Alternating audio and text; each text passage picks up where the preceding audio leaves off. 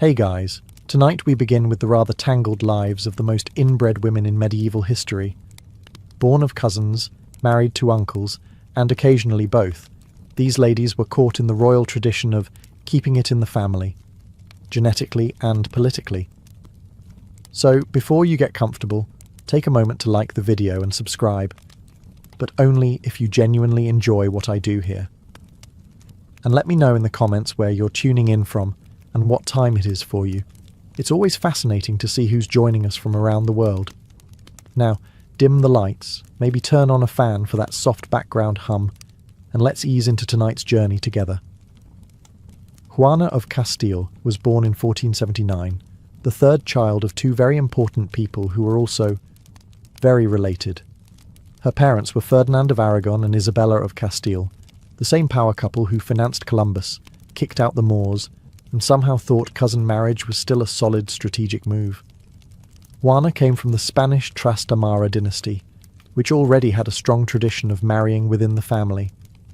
By the time she arrived, the royal bloodline had been stirred just enough to be technically alive, but not enough to avoid issues like emotional instability, chronic melancholy, and the occasional unfortunate chin. In her teens, Juana was shipped off to Flanders to marry Philip the Handsome, who, despite the name, was less handsome and more genetically optimized Habsburg. He was her cousin. Of course he was.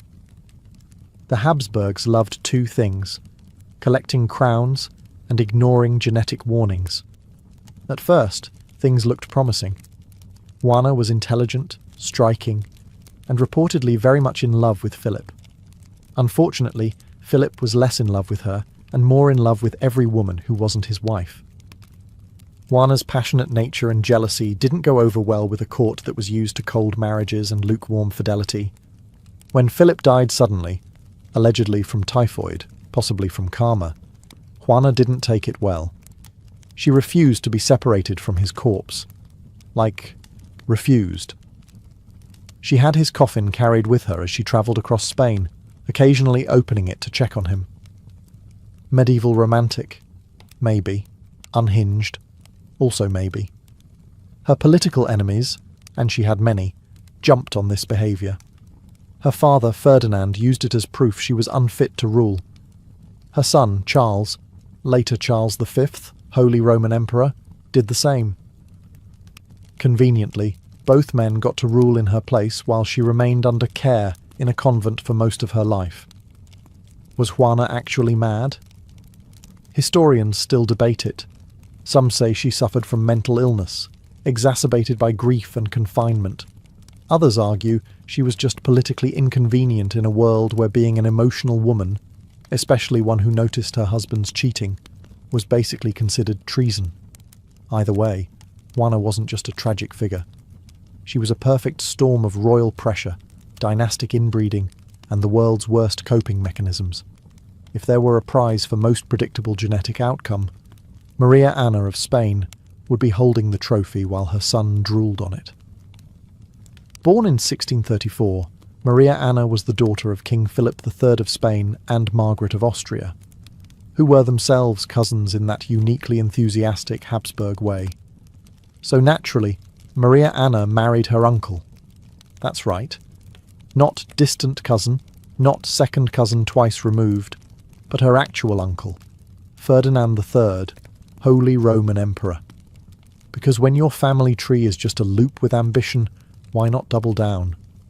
Maria Anna was intelligent and devout, fluent in several languages, politically aware, and apparently kind-hearted. She brought dignity to the imperial court, along with the genetic equivalent of photocopying a photocopy. Her most significant contribution to history?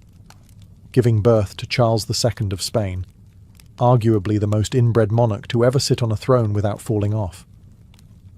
Charles inherited not just the crown, but the entire Habsburg gene backlog: an oversized jaw, a weak chin, chronic illness, infertility, and a suspected cognitive delay.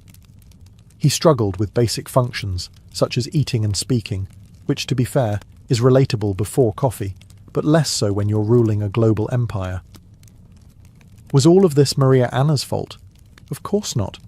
She didn't invent Habsburg matchmaking, but she did play her part in the long-running family tradition of turning political alliances into genetic daredevils. To her credit, she deeply loved her son and was protective of him throughout his fragile life. She acted as regent during his minority and tried to shield him from court manipulation, which was like trying to stop a food fight in a room full of starving toddlers with daggers. Maria Anna died in 1696, a year after her son. The Spanish Empire she helped birth into decline soon collapsed into the War of Spanish Succession, a war triggered, in part, because Charles II couldn't produce an heir. Because, of course, he couldn't. If you've ever wondered what happens when a family treats marriage like a spreadsheet formula, Isabella of Habsburg is your answer. Born in 1501, Isabella was the daughter of Philip the Handsome, yes, that one again, and Juana of Castile, also known as Joanna the Mad, though at this point, Joanna the Understandably Stressed might be more accurate. This made Isabella the sister of Emperor Charles V and the niece of half of Europe. Her DNA was less a mystery and more a royal recipe repeated too many times, a base of Habsburg, a dash of Trastamara, and absolutely no fresh ingredients.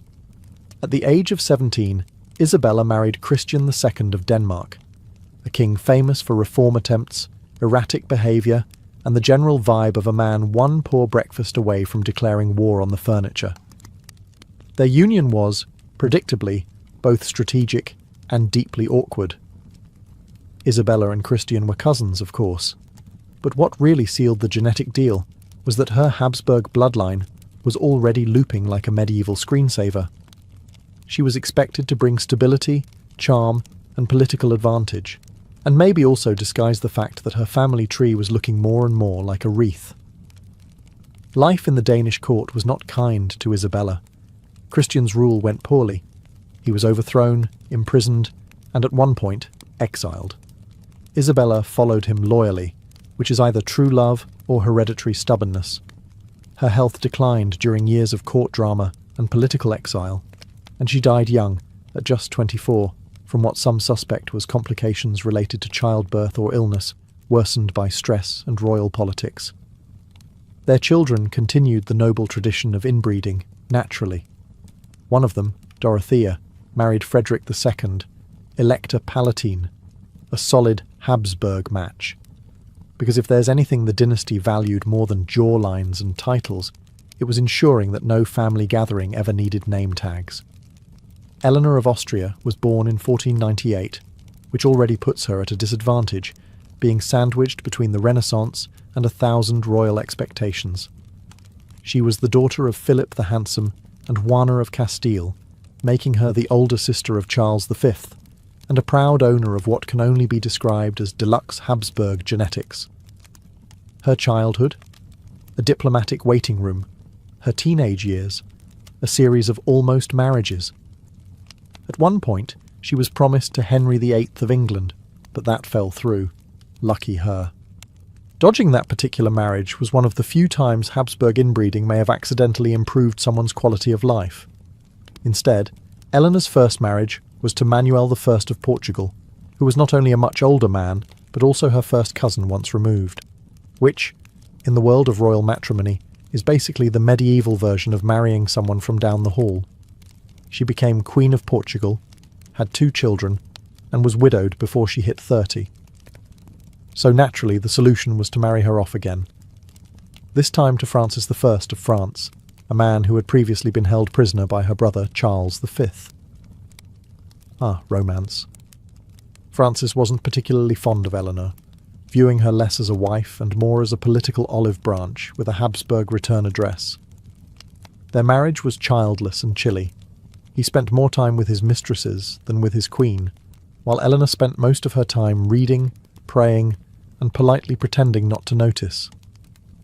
Despite being married to the King of France, Eleanor remained loyal to her Habsburg roots, and you can't blame her. They may have been inbred, but they were predictable. Eleanor outlived both her husbands and retired quietly into the political shadows, dying in 1558. She was known for her piety, composure, and the remarkable ability to survive 2 royal marriages without causing a scandal, an Olympic-level achievement in her family. Her life was a masterclass in silent endurance. Though she didn't spark wars or scandals, she embodied the Habsburg woman's job description: marry the cousin, produce the heir, and pretend that the family resemblance isn't getting stronger with each generation. Catherine of Aragon was born in 1485 to Ferdinand of Aragon and Isabella of Castile, Spain's power couple and part-time genealogical bottleneck. As a princess of two united kingdoms, Catherine had everything: wealth, education, titles, and a family tree that circled tighter than a medieval drinking song. By the time she turned 3, Catherine was already betrothed to Arthur, Prince of Wales, eldest son of Henry VII. Why? Because Europe's royal families had a charming habit of marrying their cousins to other cousins, preferably in matching coats of arms. Catherine and Arthur were second cousins through John of Gaunt, which, in noble terms, is basically barely related. They married in 1501, and Arthur promptly died 5 months later. Did the marriage include relations? That question would come to define English history, spark the Reformation, and confuse lawyers for generations. In the meantime, Catherine was stuck in diplomatic limbo, a teenage widow living in England, no husband, no dowry returned, and still very much a pawn in the game of royal alliances. Enter Henry VIII, Arthur's younger brother, and eventually her second husband. It's not every day you marry 2 sons from the same family. But hey, the Trastamarras were all about reusing names, titles, and apparently spouses. Their early years were genuinely affectionate. Catherine was intelligent, graceful, and politically savvy. She gave Henry prestige, an alliance with Spain, and 5 pregnancies, only one of which survived: Mary, later known as Mary I. Unfortunately, Henry wanted a son, and Catherine, after years of miscarriages and heartache, couldn't deliver one. That's when things went from awkward to apocalyptic. Henry claimed their marriage was invalid because Catherine had been married to his brother. Catherine, backed by the Pope, insisted it was legitimate. Thus began the world's most dramatic annulment request, featuring theological debates, political threats, and one very determined king creating his own church just to get out of it. Catherine was banished, stripped of her title, and forced to live out her days in isolation, still insisting to the end that she was Henry's rightful wife. Her royal blood may have been blue, but it was also suspiciously concentrated. Her marriage helped shape English history, not through battle or diplomacy, but by reminding everyone that marrying within the family tree rarely ends quietly. Margaret of Austria was born in 1480, the only daughter of Emperor Maximilian of Austria and Mary of Burgundy. She was a Habsburg from birth, which means her family tree was essentially a circle drawn by an ambitious toddler with a crown. From the start, Margaret's life was all about strategic packaging. At age 3, she was engaged to Charles VIII of France. At age 12, she was returned like an ill-fitting wedding gift when Charles decided to marry someone else, Anne of Brittany, who came with better geography. Margaret, humiliated but composed, reportedly remarked, "I shall be revenged." And to her credit, she managed to rule half of Europe later, so fair play. Her second engagement was to Juan of Castile, son of Ferdinand and Isabella, and yes, her cousin. Naturally. The match was designed to cement Habsburg-Spanish relations and keep the gene pool as shallow as possible. Juan died shortly after their marriage, and Margaret, still under 20, was now twice rejected by royal husbands, once by choice, once by fate. She was offered other suitors, including one of Henry VII's sons, but Margaret declined. She had officially retired from the royal marriage roulette. She never remarried, dedicating her life instead to statecraft, art, and surviving her relatives, which was no small feat. Appointed governor of the Netherlands by her nephew, Charles V, Margaret ran the region with intelligence, diplomacy, and sheer Habsburg grit. She negotiated treaties, balanced volatile provinces, and was one of the few women in Europe actually trusted with power. Possibly because her last name was Habsburg, and also because she wasn't busy birthing her uncle's cousin's heir. Despite the endless dynastic drama around her, Margaret lived a relatively scandal-free life. She collected art, patronised music, and even tried to teach young Charles some basic ruling skills. A thankless task, considering he was emperor by 19 and related to almost everyone on the planet. Margaret died in 1530 after a relatively minor foot injury turned fatal, because medieval medicine was just a very elaborate way of saying, "You'll probably die from that." She remains one of the few Habsburg women remembered more for her policies than her pedigree, though the pedigree, naturally, was still incredibly inbred. Blanche of Castile was born in 1188, a time when nobles still considered marrying your cousin a power move rather than a biology risk. As the granddaughter of Eleanor of Aquitaine and Henry II of England, and the daughter of King Alfonso VIII of Castile and Eleanor of England, Blanche entered the world with more royal blood than hemoglobin. By the time she could walk, her family was already plotting which relative she'd marry. The winner, Louis VIII of France, her cousin. Not just third cousin twice removed at Christmas. More like, we share grandparents, should we still do this? But of course, this was medieval royalty, where if your intended didn't share a family tree branch with you, it was considered bad diplomacy. At age 12, Blanche sailed to France to marry Louis, whose father, King Philip II, allegedly said, "She is small, but she will grow." Charming. They were married in 1200, launching Blanche into a life of dynastic chess, religious fervour, and politely ignoring the fact that most of her husband's ancestors were also hers. Blanche wasn't just a ceremonial figure. When Louis became king, she became queen consort, and after his death, she became the real power behind the throne. As regent for her young son, Louis IX, later Saint Louis, she ruled France like a woman who knew exactly how unstable her extended family could be. She organised crusades, crushed rebellions, and managed to keep the kingdom intact, all while navigating barons who doubted her because she was both a woman and slightly more Castilian than they preferred. She answered with diplomacy, force, and occasionally house arrest. Genetically, Blanche represented centuries of consolidation, English, Castilian, French, all smooshed together into one determined little queen. If DNA had a warning light, hers would have been blinking furiously. She was pious, fiercely protective of her children, and absolutely not to be underestimated. Louis IX later became a saint, but Blanche was the one who kept him alive long enough to earn the title.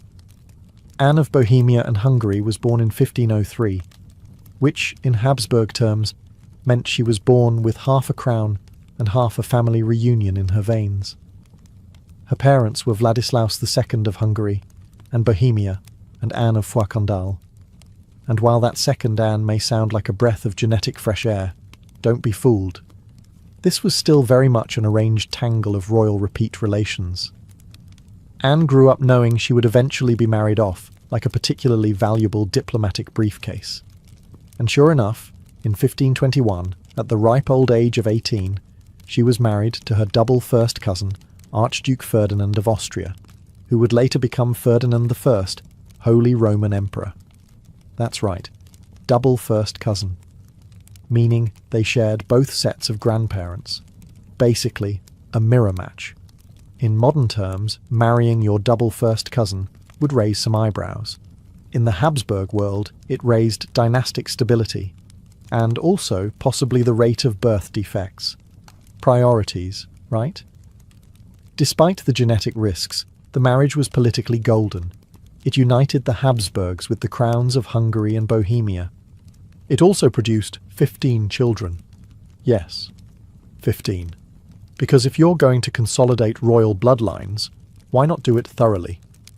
Anne herself was described as pious, kind, and dutiful, which is another way of saying she didn't complain while being used as the glue in a massive European political jigsaw puzzle.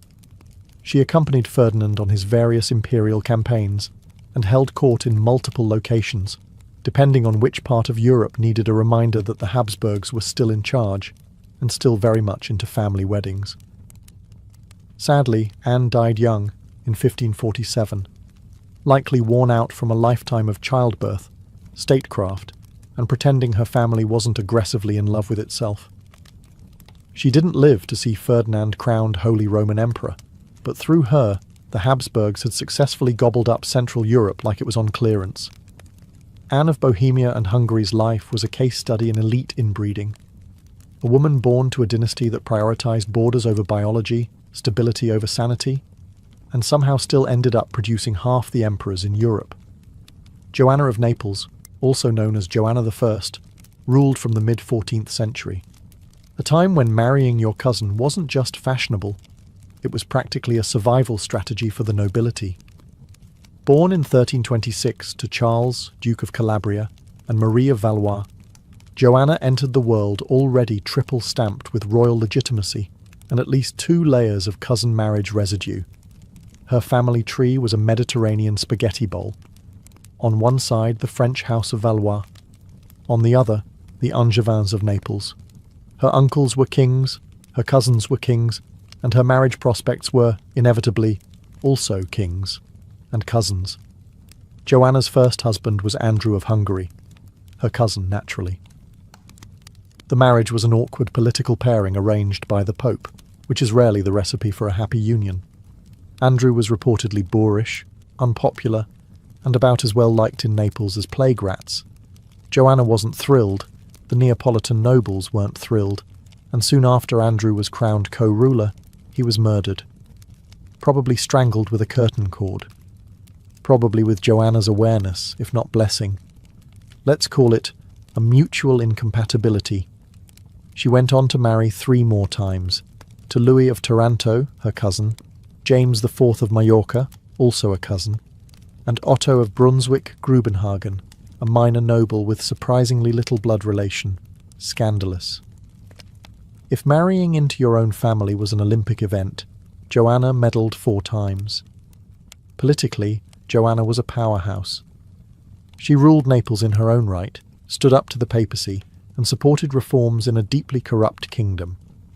She was even excommunicated at one point for backing the wrong pope during the Western Schism. You know you're doing medieval politics right when both your relatives and the Vatican want you dead. She was eventually overthrown by Charles of Durazzo, yet another relative, who invaded Naples, imprisoned her, and had her smothered to death with a pillow. Which, given her track record with husbands and family, might have seemed oddly familiar.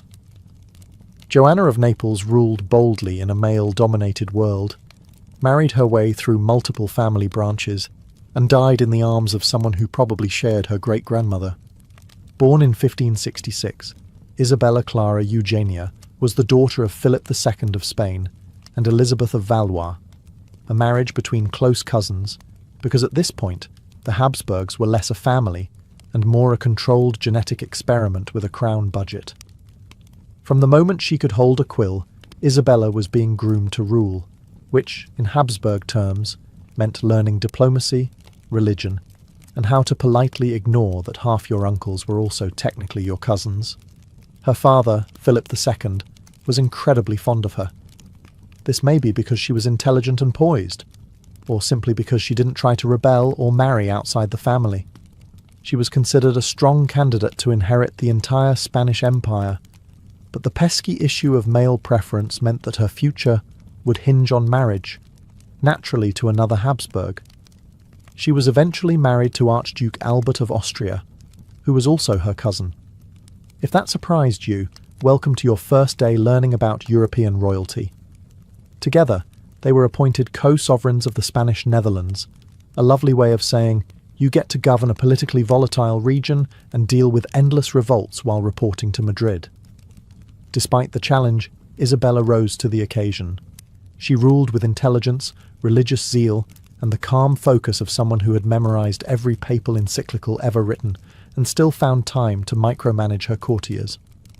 Her marriage to Albert was reportedly happy, or at least peaceful, possibly because they shared enough DNA to communicate telepathically. When he died in 1621, Isabella continued to rule solo as governor on behalf of the Spanish crown. She took religious vows and dressed as a nun, which didn't slow her down one bit. She oversaw peace treaties, kept the provinces semi-loyal, and even maintained a working post office.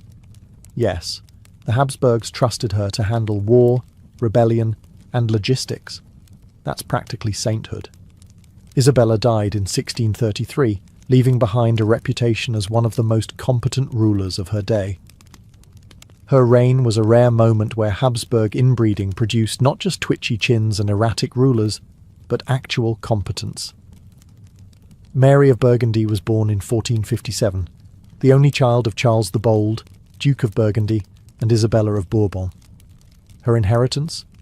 A massive chunk of European land, a family line that prided itself on noble marriages with familiar surnames, and the expectation that she'd marry another noble with equally recycled DNA. Her father, Charles the Bold, died in battle when Mary was just 19, leaving her suddenly in charge of the richest and most politically unstable duchy in Europe. Everyone wanted a piece of Burgundy: the French, the Habsburgs, the neighbours, the cousins, especially the cousins. To stabilise things, Mary married Maximilian of Austria, future Holy Roman Emperor, and naturally her second cousin once removed. A solid match by Habsburg standards, where the dating pool was basically just the family swimming in circles. The marriage was politically brilliant. Maximilian got access to the Burgundian territories, and Mary got an energetic husband who knew how to swing a sword and sign a treaty, often in the same afternoon. Despite being a power match, it was also reportedly affectionate, which is downright scandalous by arranged marriage standards. But her reign was short and dramatic. She was constantly pressured by French ambitions, rebellious Flemish cities, and courtiers who thought a woman shouldn't be allowed to rule unless she was sewing something at the same time. Mary pushed back, signing the great privilege to grant more rights to her subjects, asserting her authority alongside her husband, and generally doing the medieval equivalent of running a Fortune 500 company with a baby on one hip. Then, in 1482, disaster struck. While out hunting, because aristocrats often like to flirt with fatal injuries for sport, Mary fell off her horse, broke her back, and died at just 25. It was sudden, tragic, and the kind of ending that left Maximilian wearing black and Europe scrambling to claim custody of their children. Her death was a turning point. Burgundy, once an independent powerhouse, got folded into the Habsburg Empire through her son, Philip the Handsome. Yes, that Philip. The one who married Joanna the Mad and passed his jawline to half of Europe. Maria Theresa of Austria was born in 1717, the only surviving child of Emperor Charles VI. Her birth was met with a royal shrug, since she wasn't a son.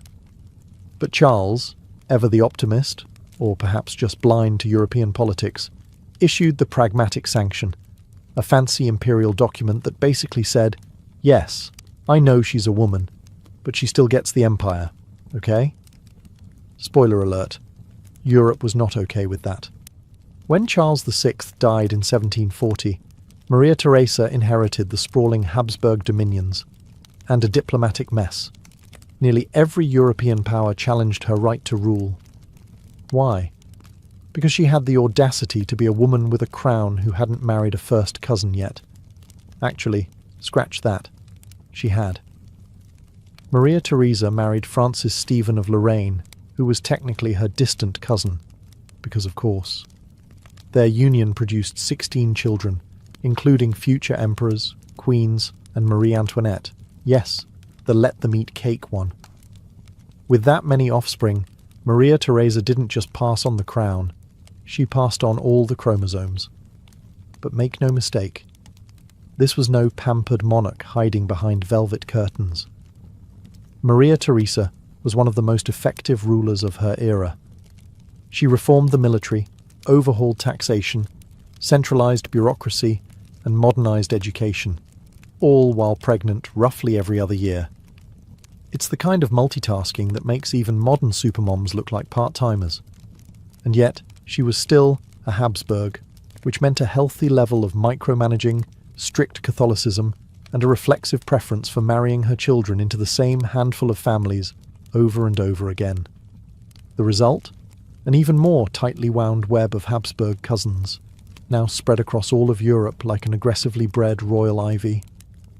She ruled until her death in 1780, having outlived her husband, survived multiple wars, and ensured that the Habsburg name stayed plastered across the continent for another generation or 5. Her son Joseph, or Joseph II, Holy Roman Emperor, inherited the empire, and her genetic legacy continued marching stubbornly into the Enlightenment.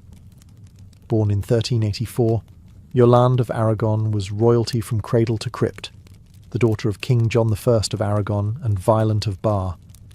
In other words, she had more noble surnames than most people had teeth, and naturally, her family tree was less tree and more repeated root system, where half your relatives doubled as potential in-laws. Yolande's upbringing was as regal as it gets. She was intelligent, politically savvy, and, by medieval standards, dangerously opinionated. This made her both a valuable dynastic prize and a nightmare for anyone expecting a quiet queen. Her marriage? Louis II of Anjou, a French prince, and, yes, her cousin. Because nothing says true love like mutually shared great-grandparents.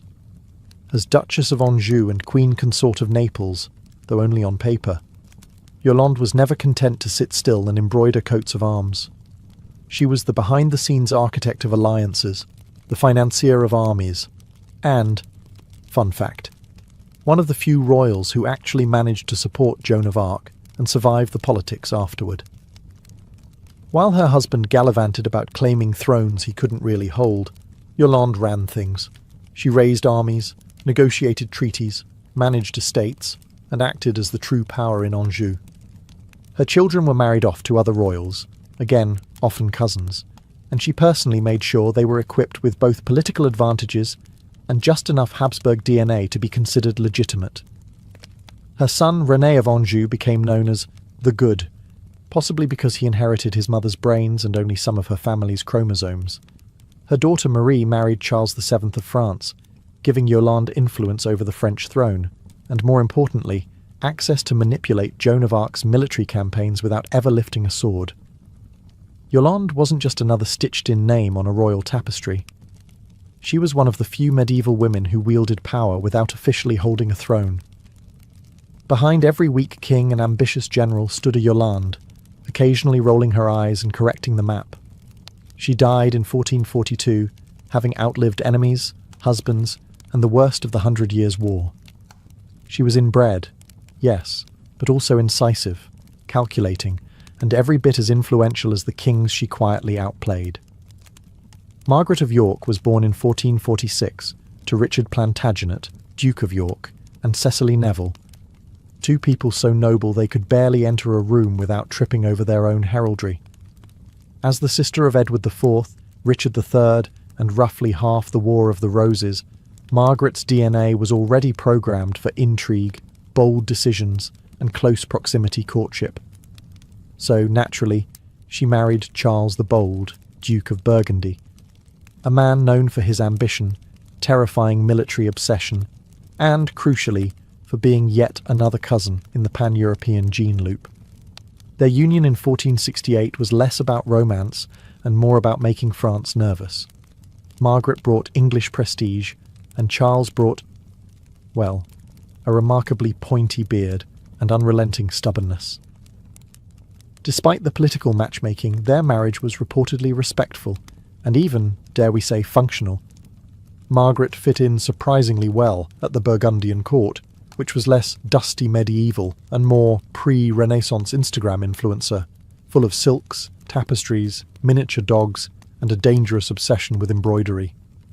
Her intelligence and diplomatic skills quickly earned her the nickname the Great Lady of the Netherlands. She played hostess to dignitaries, managed court finances, and even handled correspondence when Charles was out doing Charles things, usually starting wars he couldn't finish. After he died, predictably in battle, Margaret didn't pack up her gowns and retire. No, she doubled down. She became regent and protector of her stepdaughter Mary of Burgundy and advisor to her stepson-in-law, Maximilian of Austria. And yes, that's the Maximilian who married Mary and passed the Habsburg name into even more European branches like a particularly smug virus. Margaret didn't have children of her own, but her influence on dynastic politics was undeniable. She helped raise Philip the Handsome, the guy who married Joanna the Mad and ultimately gave the world Charles V. So if you're wondering where that dynasty's streak of self-important chin-heavy ambition started, Margaret helped raise it. She died in 1503, outliving her brothers, most of her enemies, and the fading golden age of Burgundy. She may not have added another strand to the inbred family knot, but rest assured, she tied it tighter with impeccable etiquette and just enough royal smugness to make it last. Catherine de' Medici was born in 1519 into the powerful but somewhat scandal-prone Medici family of Florence. Technically not born inbred by Habsburg standards, meaning she had at least a few non-cousins in her ancestry. Catherine soon made up for lost dynastic entanglement by marrying into the French royal family and producing a small army of genetically familiar monarchs. Her husband was Henry II of France, not her cousin by blood, but definitely a close match politically. Their marriage was strategic. Italy meets France, money meets military power, and Medici ambition meets Bourbon drama. Catherine, for her part, adapted quickly. She arrived in France with no real influence, a suspicious accent, and an awkward third wheel named Diane de Poitiers, her husband's very public mistress. Undeterred, Catherine spent a decade quietly building alliances, learning court intrigue, and collecting children. 10, to be exact. And yes, most of them would go on to marry cousins, because while Catherine wasn't born a Habsburg, she certainly learned to parent like one. When Henry died from a jousting accident, because nothing screams fragile masculinity like taking a splinter to the eye for sport, Catherine became Queen Mother, and suddenly the most powerful woman in France. Her sons, Francis II, Charles IX, and Henry III, all took turns wearing the crown, and Catherine took turns ruling behind each of them. She was deeply Catholic but politically flexible, which in 16th century France meant occasionally funding Protestant weddings and occasionally arranging for the mass murder of Protestants at said weddings. Cough. St. Bartholomew's Day Massacre. Cough. Her reputation took a hit after that one. Even for a woman who married her daughters into 3 major European dynasties, that was considered excessive. Catherine was blamed for nearly everything: the wars of religion, the court's decadence, the suspicious poisoning rate at state dinners. But she was also a patron of the arts, a brilliant strategist, and somehow managed to keep the Valois dynasty stumbling forward despite constant wars, rebellious nobles, and family dinners that probably required food tasters and a lot of wine. She died in 1589, politically spent but still plotting. Her legacy? A generation of royals who looked suspiciously similar and ruled with a blend of charm, Catholic guilt, and aggressive cousin-hugging. In ancient Greece, falling asleep wasn't just about getting rest. It was a sacred act, a bridge to the divine. And nowhere was this more literal than in the Asclepieia, dream temples dedicated to the healing god Asclepius. These weren't cozy inns or rustic shrines. They were sprawling spiritual complexes where the sick, the weary, and the hopeful came not just for treatment, but for transformation. To prepare for sleep in these sanctuaries, you didn't just climb into bed. First came ritual purification. Pilgrims had to fast for days, bathe in sacred springs, offer animal sacrifices, and often abstain from sex or even certain thoughts. The goal was to cleanse both body and spirit before attempting incubation, a spiritual sleep where healing visions might appear. Inside the abaton, a dark, enclosed chamber, supplicants would finally lie down on stone slabs or animal skins. Torches flickered on the walls.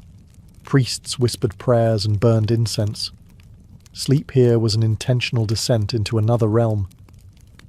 Dreams were not random or meaningless. They were believed to be direct messages from Asclepius himself, offering symbolic, or occasionally very literal, guidance for healing. One might dream of snakes slithering over their body, which, oddly enough, was a good sign.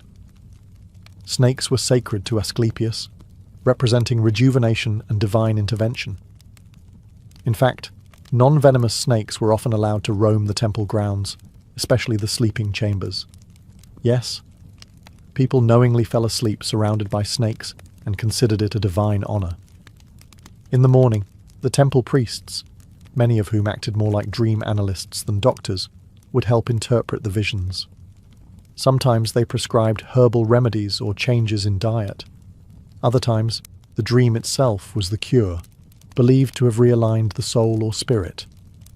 The Greek dream temples show us that sleep, for ancient people, wasn't just a biological necessity. It was a mystical voyage, a conversation with the gods. And if you were lucky, that midnight whisper from the divine might not just mend your body, it might change your fate.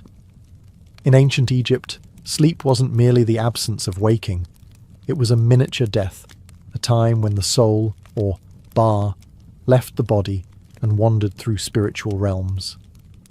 To guide that journey and protect the dreamer from malevolent forces, the Egyptians developed sleep rituals that were part mysticism, part medicine, and entirely woven into their cosmic worldview.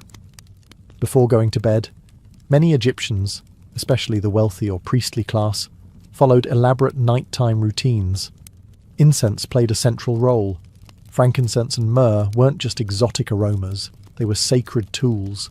Burning these resins was thought to cleanse the air of demons, invoke the favour of the gods, and calm the mind.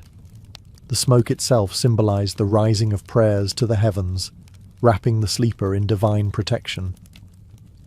Then came chanting or prayer recitations, often spoken aloud by priests or whispered privately by individuals. These spells weren't just soothing bedtime mantras. They were active spiritual defences, invoking deities like Thoth, the god of wisdom and dreams, or Bez, a squat lion-faced dwarf god who warded off nightmares and evil spirits. Images of Bes were frequently carved onto headboards or painted on bedroom walls. His grotesque features were meant to scare off anything lurking in the shadows. The bedroom itself was prepared as a sacred space. Beds were often raised and made of woven reeds or wood, and some even included built-in amulets or protective symbols.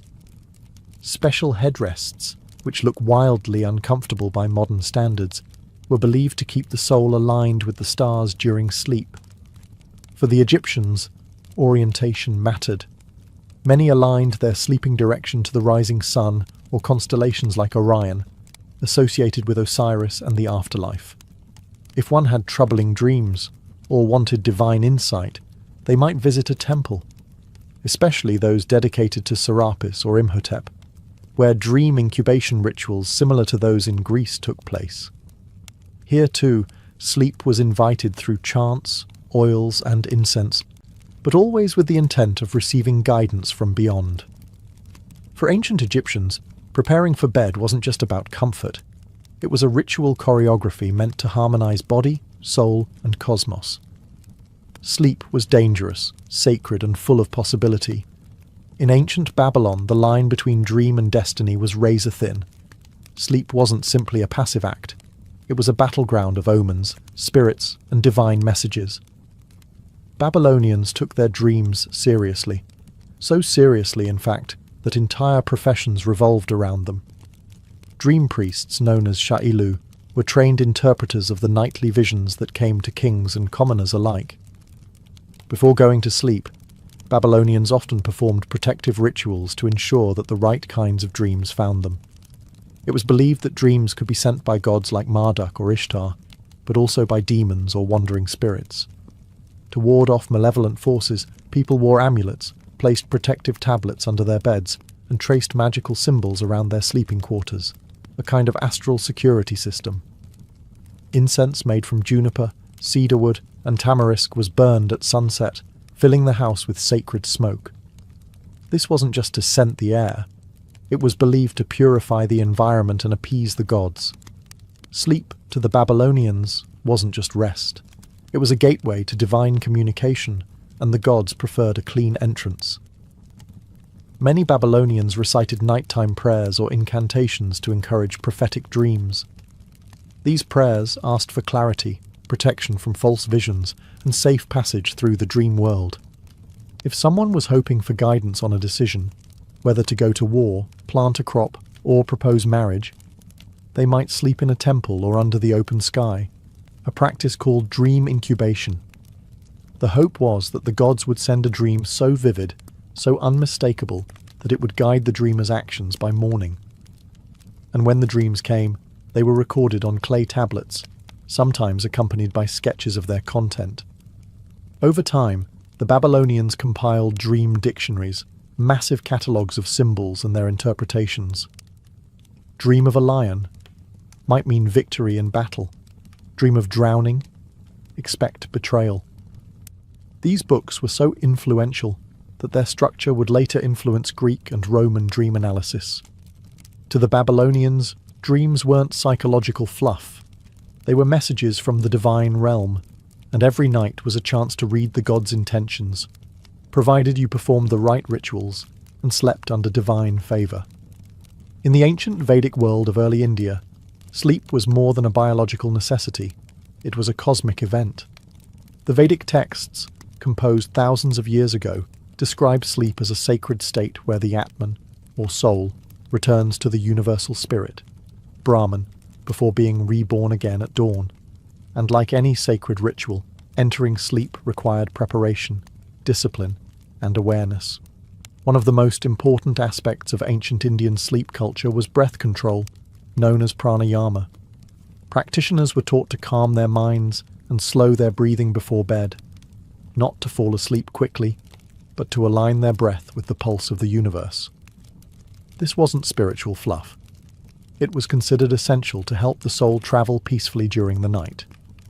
Vedic sages believed that disturbed sleep could lead to mental confusion, spiritual imbalance, or even bad karma. So rituals were carefully followed. Many individuals recited evening mantras, Sanskrit hymns that praised the gods or sought protection during slumber. A popular nighttime chant was the Gayatri mantra, often whispered while facing the direction of the setting sun. The sleeping space itself was important. It was considered inauspicious to sleep with your head pointed north, as that aligned with the realm of death. South was avoided for similar reasons. The preferred direction was east, toward knowledge, or west, toward rest. People used natural bedding made of kusa grass, cotton, or animal hides, believing certain materials could influence the soul's dreams. Oils and herbs also played a part in preparing for sleep. Ancient Ayurvedic texts describe the use of warm sesame oil massages before bed, known as abhyanga. This practice calmed the nervous system, relaxed muscles, and prepared the mind for deeper rest. Herbal infusions made from ashwagandha, brahmi, or tulsi were consumed or burned as incense to promote lucid, insightful dreams. Dreams themselves were seen as reflections of one's inner truth, shaped by karma, desire, and purity. A disturbing dream wasn't just random. It was a signal that the soul was out of balance. In some cases, dream interpretation required consulting a rishi or spiritual teacher. In Vedic India, sleep wasn't an escape. It was a return. A reunion with the eternal self, wrapped in breath, mantra, and divine intention. In ancient China, particularly within Taoist traditions, sleep was more than rest. It was an energetic reset, a time when the body rebalanced its internal energies and the spirit journeyed beyond the physical realm. To sleep well wasn't just about being tired, it was about being in harmony with the cosmos. According to Taoist philosophy, the human body was filled with qi, a vital life force that flowed through channels called meridians. If this flow was disrupted, sleep would suffer. So, nighttime rituals were focused on preserving and regulating qi before bed. This involved specific diets, breathing exercises, postures, and even the timing of sleep. You didn't just go to bed, you entered a sacred process of tuning the body with heaven and earth. Taoist monks developed pre-sleep practices like qigong or slow, mindful movements paired with deep breathing. These were often followed by meditation to calm the shen, or spirit, which was believed to reside in the heart. If the Shen was agitated, due to emotions, poor diet, or even noisy surroundings, the dreamer might experience nightmares, restless sleep, or even spiritual attacks. Sleep environments were carefully curated. Beds were made of wood or bamboo, materials thought to support good energy flow. Headrests were firm and low, so the body's alignment remained correct and kui circulated freely. Rooms were often sparsely decorated to avoid overstimulation. Cleanliness wasn't just a preference, it was energetic hygiene. The position one slept in also mattered. Lying on the right side was considered best for digestion and dream clarity. Feet and head direction were aligned with geomantic principles, similar to what would later evolve into feng shui. Dreams were seen as journeys of the hun, the ethereal soul. While the po, the physical soul, remained with the body, the hun travelled through the spirit world during sleep. If a person awoke feeling depleted or frightened, it was believed their hun had become lost or attacked. Protective talismans or cinnabar-based charms were sometimes placed under pillows to keep spirits safe. Taoists didn't view dreams as mere psychology. They were diagnostic tools, spiritual maps of energy and karma. Sleep, when done properly, was a form of internal alchemy, a practice of nurturing immortality one night at a time. Long before contact with Europeans, many indigenous American tribes regarded sleep and dreams as gateways to spiritual guidance, ancestral wisdom, and personal transformation.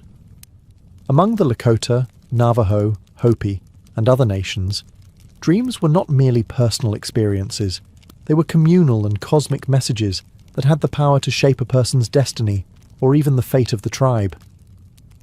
Night rituals varied from tribe to tribe, but a shared belief was that dreams connected the dreamer to the spirit world, often through the intervention of animal guides, ancestors, or deities. To prepare for this connection, individuals engaged in ritual purification. One common method was the sweat lodge, a ceremonial steam bath used to cleanse the body and spirit. Participants would sit in a dome-shaped structure filled with steam from water poured over heated stones, chanting prayers and songs to invite guidance and clarity before sleep. For those seeking deeper visions, especially young men coming of age, tribes practiced the vision quest, a sacred rite involving fasting, isolation, and often sleeping in nature for several nights. The initiate would find a remote location, construct a small space or circle, and sleep there under the stars with no food, water, or company. The goal wasn't just survival, it was to dream. The dream would then be interpreted by tribal elders or shamans, and often dictated the seeker's future role: warrior, healer, storyteller, or leader. In everyday life, many indigenous communities believed in dream catchers, a now popular symbol that originated with the Ojibwe people. These intricate webs of sinew and beads were hung above the bed to filter dreams, allowing only good ones to pass through while trapping bad ones until the morning light dissolved them. For children, dream catchers were both protective and symbolic, helping the young navigate a world where dreams could teach, warn, or bless. Elders were often revered as dream keepers, individuals who carried knowledge of symbols and could decipher the meanings hidden within dreams. A vision of a bear might signify strength, while a hawk could indicate clarity or an approaching challenge. Dreams were rarely dismissed. They were discussed around fires, woven into myths, and sometimes even used to guide tribal decisions. Among indigenous American traditions, sleep was a sacred dialogue with the unseen. Not escape, but awakening. In the cradle of civilization, ancient Mesopotamia, sleep was tightly interwoven with the divine. The Sumerians, Akkadians, and later Babylonians believed that every dream was a message, and that the night itself was ruled by powerful gods who controlled what the dreamer would see. Sleep wasn't a break from reality. It was an active state of spiritual communication, and preparing for it was almost as important as the dream itself. The Mesopotamians had a rich pantheon of deities associated with the night and dreams. Chief among them was Nanshu, the goddess of social justice, prophecy, and dreams. Her temples welcomed those seeking answers through visions, especially during sacred festivals when the veil between the worlds was believed to be thinner. Worshippers would sleep in the temple precincts in hopes of receiving guidance through what they called dream incubation. To encourage meaningful dreams, people undertook ritual cleansing before sleep.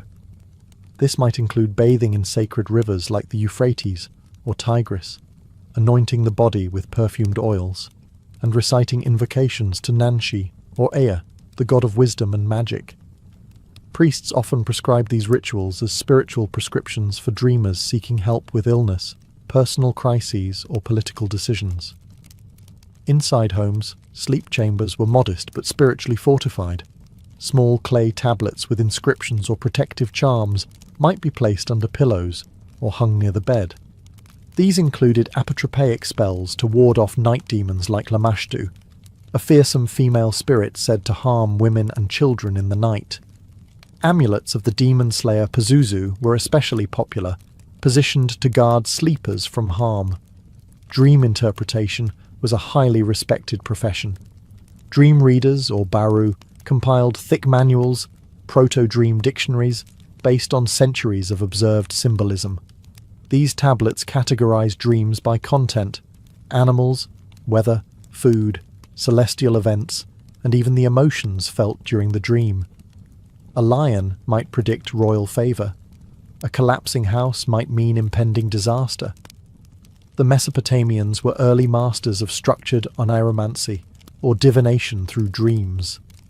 Sleep in ancient Mesopotamia was never passive. It was a ritual, a risk, and a revelation. Entering the world of dreams meant entering the jurisdiction of the gods, and you'd better be prepared with your prayers, your oil, and your protective charms. Among the ancient Celtic peoples, from the misty highlands of Scotland to the oak groves of Gaul, dreams were seen as portals to the otherworld, a mystical plane inhabited by spirits, fae, ancestors, and deities. While the Celts left behind fewer written records than some ancient cultures, oral traditions and later Roman accounts reveal that sleep rituals, especially among the Druids, were rich with symbolism, mystery, and sacred intent. The Druids, spiritual leaders and scholars of Celtic society, believed that during sleep the soul could cross into the otherworld, a place not of the dead, but of deeper truth. This world existed in parallel with the human realm, and dreams were one of the rare bridges between the two. To access it properly, the body and spirit had to be primed. Night rituals often began with purification using herbs. Mugwort, vervain, and yarrow, plants still associated with dreams and visions today, were burned or placed under pillows to enhance dream clarity. The smoke from these herbs was believed to thin the veil between worlds. Some even brewed them into teas or potions before bed, consumed with whispered prayers to the fair folk or ancestral spirits. Sleep spaces were deliberately chosen for geomantic alignment. Certain hills, stone circles, or sacred groves were believed to be points of energetic convergence, places where dreams could be more potent or the spirits more accessible. During certain festivals, especially Samhain, the Celtic New Year and ancestor celebration, people would sleep in these areas to receive visions from their departed loved ones, or messages from gods like Brigid or the Dagda. Some warriors and leaders reportedly sought prophetic dreams before battle, sleeping alone in caves or forests after intense fasting and chanting. These dreams were believed to carry omens about victory or doom, and were treated with immense seriousness. Symbols from dreams, like animals, colours, or landscapes, were brought to the Fili, Celtic poets and seers, who interpreted them in verse. A white stag might mean transformation. A dream of drowning in a forest might point to betrayal. Dreams were woven into Celtic mythology, shaping both personal destinies and communal stories. In the Celtic world, the night wasn't silent. It pulsed with whispers from beyond, carried into the dreams of those brave or pure enough to listen.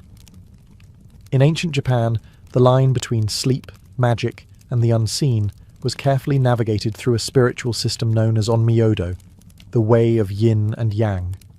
Rooted in a blend of Taoist cosmology, Shinto spirituality, and Buddhist elements, Onmyodo offered both elite courtiers and commoners tools to protect the soul during slumber and to harness the messages embedded in dreams. Central to Onmyodo was the belief that the night was a time when the yin forces, dark, hidden, and often chaotic, were strongest. Sleep made a person vulnerable to possession by malevolent spirits known as yokai or yurei, and to being influenced by bad kimon, or directional energy. To combat this, practitioners used a variety of pre-sleep rituals that combined spiritual defense and purification. One such ritual involved the placement of ofuda, paper talismans inscribed with sacred spells, on bedroom walls or near sleeping mats. These charms were often blessed by an onmyoji, a specialist trained in astrology, divination, and exorcism. The talismans could repel spirits, seal bad dreams, or channel good fortune. Before bed, it was also common to light incense made from sandalwood or aloes wood. The scent was believed to please guardian spirits and create a purifying barrier. In noble households, ritual chanting or silent recitation of Buddhist sutras might be performed to calm the mind and invite peaceful sleep. Those particularly sensitive to the spirit world would sleep facing auspicious directions, never north, which was associated with death. Children were especially vulnerable, so they were often protected with engraved amulets or had special dolls placed nearby to absorb or ward off negative energy. These dolls, called hitogata, were thought to take on the burden of the sleeper's spiritual vulnerabilities. Dreams themselves were frequently recorded in private journals or shared with monks and diviners. If someone dreamt of fire, blood, or animals, it could signify impending illness, betrayal, or divine warning. Conversely, dreams of flying, waterfalls, or lotus flowers might herald spiritual growth or blessings. Dreams were messages, but only if you knew how to read them, and only if you survived the night unscathed. For the ancient Japanese, sleep was not to be taken lightly. It was a ritual, a strategy, and a spiritual gauntlet passed through nightly under the silent watch of spirits and stars. Long before the city of Alexandria dominated the Egyptian coastline, there was Heracleion, known to the Egyptians as Thonis. For centuries, it stood as the primary port of entry into Egypt, a thriving centre of commerce, religion, and diplomacy, where Greek merchants, Egyptian priests, and foreign emissaries crossed paths in a vibrant cultural melting pot. But by the time historians of the late medieval period were writing their chronicles, Heracleion had seemingly disappeared from history. Its location forgotten, its name preserved only in faded texts and half-remembered myths. Many dismissed it as a legend, a sort of Egyptian Atlantis.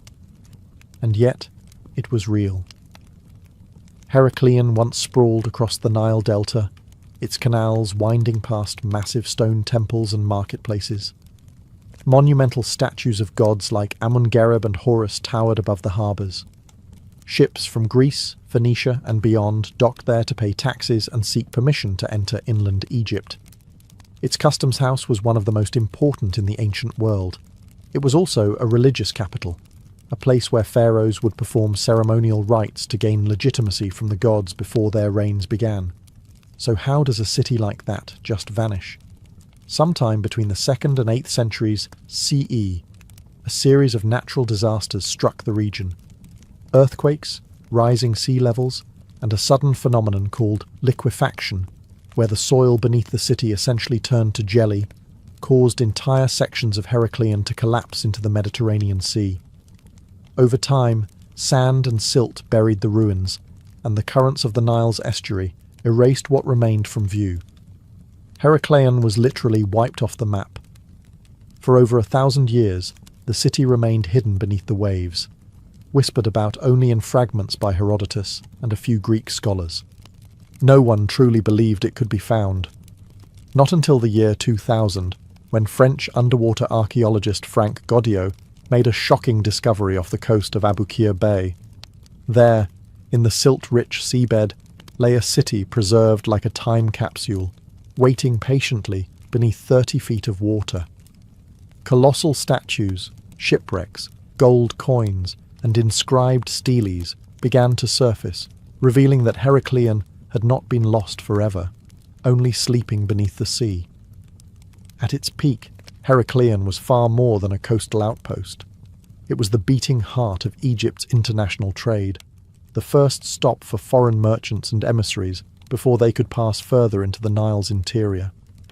Strategically positioned near the canopic mouth of the Nile, the city functioned as a customs checkpoint and a cultural filter.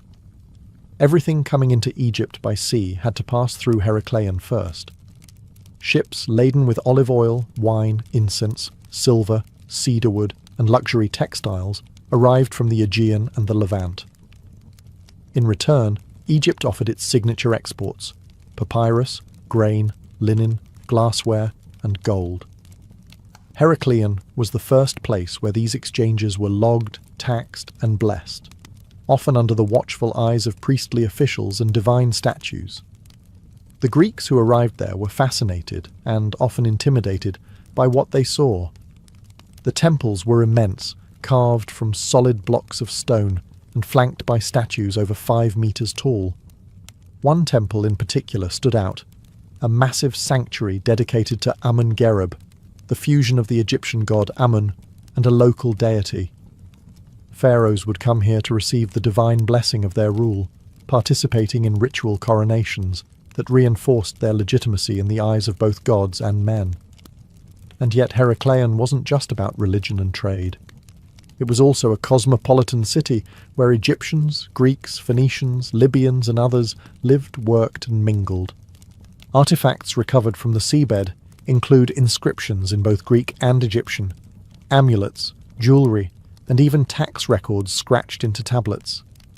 These finds reveal a city that thrived not on isolation, but on connection, a city that lived and breathed through its interactions with the wider Mediterranean world. Frank Godio's underwater excavations have uncovered over 70 ancient shipwrecks, many of which were used to ferry goods to and from Heracleion's busy docks. Anchors, ceramics, and coins confirm that trade was both extensive and regulated. Temples kept detailed records of taxes collected from incoming cargo, gold for the state, incense for the gods.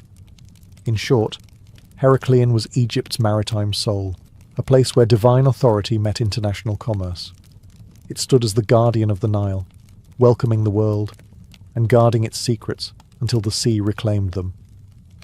One of the most astonishing revelations about Heracleion came not from coins or ships, but from the massive temples that still rest beneath the sea. These weren't minor shrines tucked into corners. They were sprawling, monumental structures made of limestone and granite, dedicated to gods who ruled the Nile and the cosmos itself. The crown jewel of the city was the Temple of Amun-Gereb, a massive religious complex that likely served both political and spiritual functions. It was here that pharaohs received divine sanction, performing rituals to confirm their legitimacy. Heracleion wasn't just a customs checkpoint, it was a place of ritual coronation, where Egyptian rulers spiritually tied themselves to the divine order, the concept known as Mayat. But the real marvel is how much of it still survives.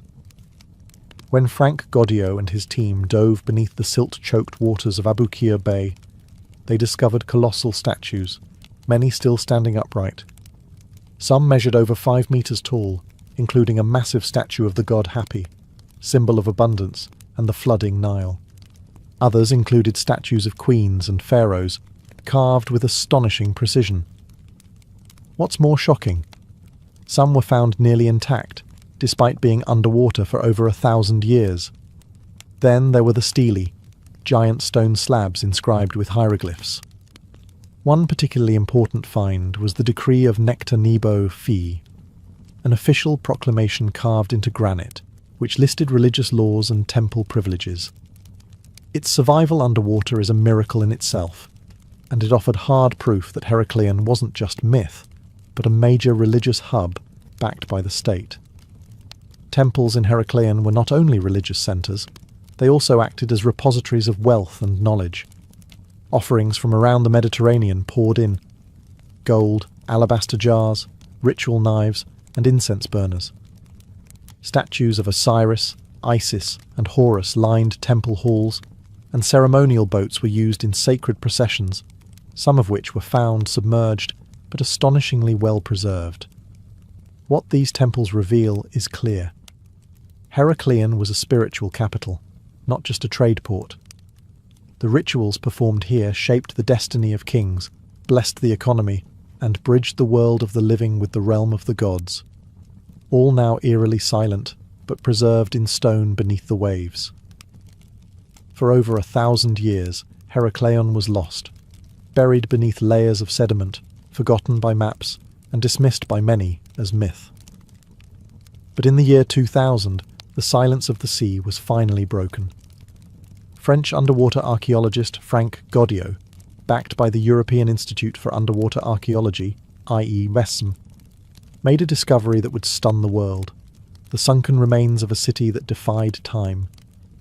Goddio had spent years studying ancient texts and scouring the murky waters of Abukir Bay, just off the coast of modern-day Alexandria. The region had long been suspected of hiding secrets. Clues were buried in the writings of Herodotus, Strabo, and Egyptian records, all hinting at a once great city swallowed by the Mediterranean. But until Goddio's expedition, no one had found physical proof. Using advanced sonar and magnetometry, his team scanned the sea floor, identifying anomalies hidden beneath meters of silt. What emerged wasn't just a scattering of relics. It was a fully submerged city. Whole streets, canals, temples, statues, and shipwrecks lay preserved in the anaerobic depths, protected from erosion by layers of mud and river sediment. The first things recovered were colossal statues, including 2 imposing 5-meter figures of a Ptolemaic king and queen, believed to represent a ruling couple who had once governed Heracleion. Soon followed a massive stele inscribed in both Egyptian and Greek, confirming the city's identity. The bilingual inscriptions were a historian's dream, tangible proof that Thonis and Heracleion were in fact the same city, known by different names to Egyptians and Greeks. Over the next few years, Goddio's team uncovered over 70 ancient shipwrecks, thousands of coins, weights, religious artifacts, and ceremonial vessels. What made this discovery extraordinary wasn't just the volume, but the state of preservation. Unlike ruins found on land, these artifacts were untouched by looters or weather, frozen in time beneath the silt. Frank Goddio's rediscovery of Heracleion wasn't just an archaeological achievement, it was a resurrection. A city believed to be legend was now re-emerging, piece by piece, offering a stunning glimpse into a world thought lost forever. And perhaps most exciting of all, only a fraction of the city has been excavated. Heracleion still sleeps, waiting for the next dive. Heracleion's rise was spectacular, but its fall was slow, silent, and devastating. Unlike cities destroyed by fire or war, Heracleion vanished beneath the sea in a gradual, almost ghostly decline. There was no single day of doom. Instead, the city was lost through a series of natural disasters that unfolded over centuries, the kind of events too quiet to make headlines, but powerful enough to erase a civilization. The first culprit was tectonic activity. The Nile Delta sits on a seismically active zone, and Heracleion's foundations were particularly vulnerable. Small but repeated earthquakes may have weakened the soft, waterlogged ground beneath the city, which was built on silt and clay rather than firm bedrock. But it wasn't just the tremors that doomed Heracleion. It was a geological phenomenon known as liquefaction. Liquefaction happens when the ground becomes saturated with water and loses its ability to support weight. Imagine a layer of wet sand suddenly turning to quicksand. That's what happened beneath Heracleion. As earthquakes shook the delta and rising sea levels pushed salt water further inland, the earth literally liquefied and whole sections of the city began to sink. Buildings, temples, even ships pulled downward into the mud. Over time, the city fragmented. Canals overflowed, quays collapsed, and temples began to tilt and vanish below the surface. The bustling port slowly became unusable, forcing trade to shift westward toward Alexandria, which rose in prominence. By the end of the 2nd century BCE, Heracleon's importance was waning. By the 8th century CE, it had almost completely disappeared beneath the waters of the Mediterranean. What's chilling is how little anyone did to stop it, because no one could. Nature moved slowly, but relentlessly. The people of Heracleion didn't flee in panic. They adapted, rebuilt, and prayed. And then one day, it was simply gone. Boats still sailed over its submerged ruins. Fishermen cast their nets where stone gods once stood. The memory of the city faded, until even its name became legend. Today, Heracleion's sinking is a stark reminder. Even the greatest cities can be undone, not by enemies, but by the quiet, steady hand of nature. Heracleion may have vanished beneath the sea, but the artifacts recovered from its ruins paint a vivid picture of what daily life might have looked like in this once thriving Egyptian port. Far from being a purely ceremonial or political centre, Heracleion was a lived-in city, bustling with markets, temples, courtyards and shipyards, a place where people worshipped, traded, argued and dreamed. The city's layout, partially mapped through underwater surveys, shows a network of canals that ran between stone buildings and quays. Boats moved goods and people through the streets, just as carts would have in other cities. Heracleion was often referred to as the Venice of Egypt, though it predates Venice by well over 1,000 years. The architecture blended traditional Egyptian forms, pylons, obelisks, and temple courts, with Hellenistic influences brought in by Greek settlers.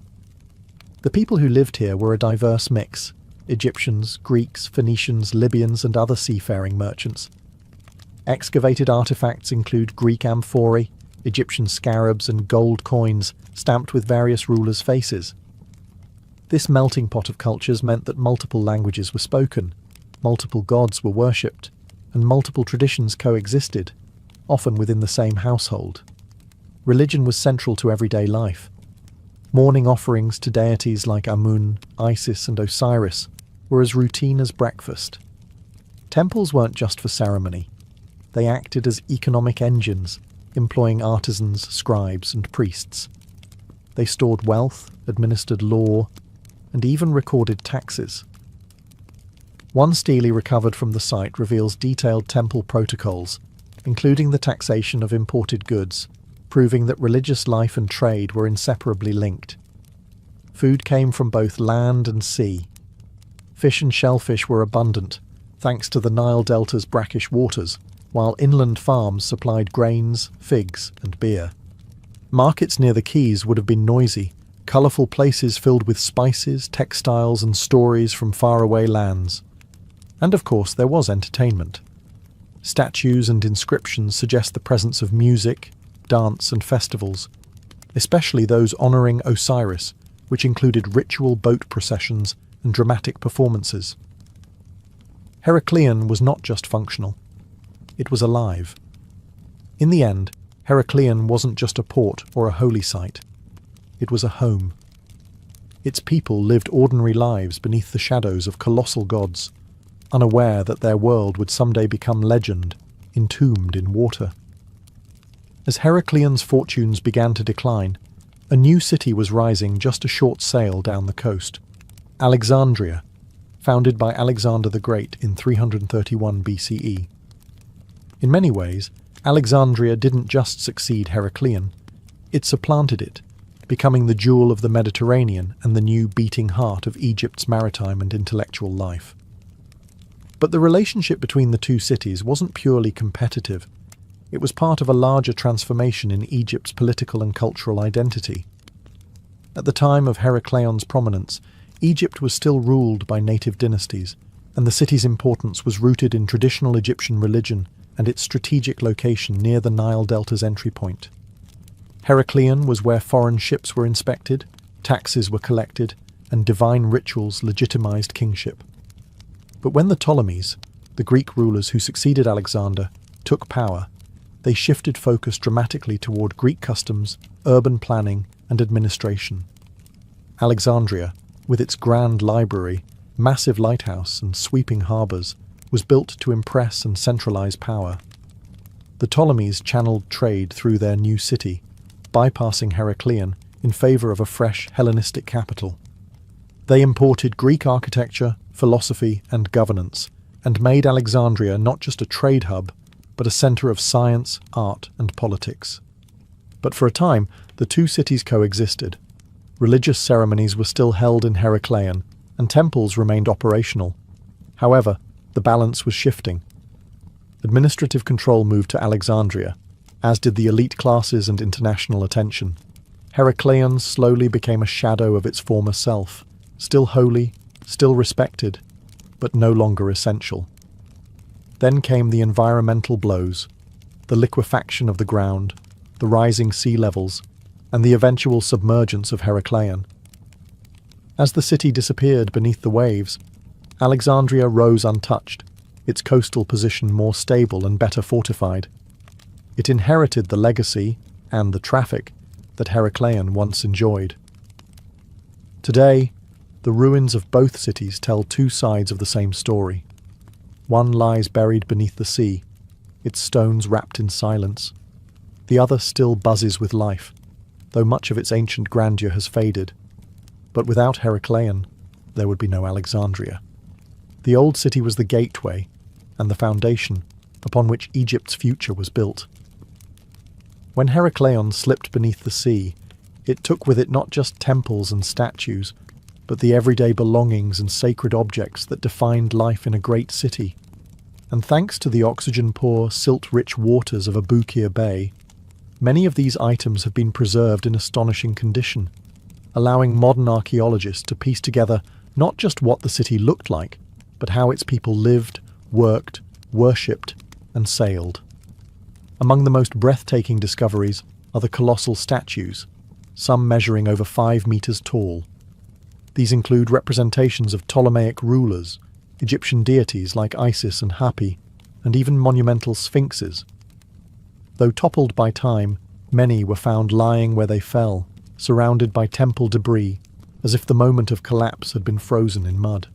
Their expressions, posture, and inscriptions are still visible, testifying to the artistic skill of the city's craftsmen. But it's not just the monumental that survived. Divers have uncovered thousands of smaller artifacts: gold coins, lead weights, ceremonial tools, jewellery, and fragments of pottery. One particularly fascinating find was a cache of bronze ritual vessels, likely used in temple ceremonies, bearing intricate inscriptions and religious iconography. Others include oil lamps, writing tools, and personal adornments, the kinds of things someone might have carried in a satchel or kept on a home altar. Heracleion was also a port, and its maritime legacy is undeniable. Over 70 shipwrecks have been identified, many preserved with their cargo still aboard. Wooden hulls, anchors, and nautical tools have helped researchers understand how ancient Egyptians and their foreign visitors navigated trade. Some ships even appear to have sunk while docked, suggesting they went down during the same seismic events that doomed the city. Perhaps most mysterious are the stelae and bilingual inscriptions written in both ancient Egyptian and Greek. These texts serve as legal documents, religious edicts, and temple inventories, offering direct testimony from the past. One stele confirmed the city's dual identity as both Thonis and Heracleion, solving a historical mystery that had puzzled scholars for generations. In essence, the sea became Heracleion's accidental museum, a place of ruin, yes, but also of preservation. The artifacts pulled from the depths are not just remnants, they are living whispers from a forgotten world, etched in stone, bronze, and silence. Heracleion may be underwater, but its story is far from buried. In fact, the city's rediscovery has sparked a renaissance in how we understand ancient Egypt's relationship with the sea, with foreign cultures, and with the divine. What was once dismissed as a myth, a name whispered by Herodotus, half believed by scholars, is now a powerful reminder that history still holds secrets waiting to rise from the deep.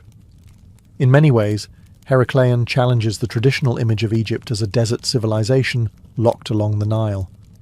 This was a maritime city, cosmopolitan and open to the world. Its culture was not static or insular. It embraced foreign influence while retaining a deeply Egyptian soul. The very existence of bilingual inscriptions and Greco-Egyptian religious fusion shows a society that was adaptive, fluid, and complex. For archaeologists and historians, Heracleion is a goldmine, not just of physical objects, but of context. It helps fill the gaps in our understanding of Egypt's late dynastic and early Hellenistic periods. It shows us what a living port city looked like, how temples functioned as both sacred and bureaucratic centres, and how natural disaster could slowly unmake an empire's gateway. But the city's legacy isn't just academic, it's deeply human. The statues, the coins, the wrecked ships, they tell stories of real people. Merchants tallying cargo, priests whispering incantations in temple courtyards, sailors docking in foreign harbours under the eyes of stone gods, mothers praying to Isis for their children's safety. All of that life, preserved under water, silent for 1,000 years, now speaks again. The discovery of Heracleion has also changed the future of archaeology itself. It's proof that submerged cities aren't fantasy. With the rise of sea levels and shifting climates, modern scientists are now rethinking what might lie beneath other coasts. Carthage, ancient Alexandria, even parts of India and Southeast Asia. Heracleion has become a blueprint for uncovering the past in the most unexpected places. Today, its treasures are displayed in museums. Its story is told in documentaries and books. But the city still sleeps beneath the waves, mostly unexcavated, vast and waiting. Heracleion is no longer lost, but it remains a mystery, a ghost city between worlds, whispering across time from a sunken age of gods, trade, and vanished empires. Long before modern dentistry and fluoride toothpaste, ancient humans already understood a painful truth.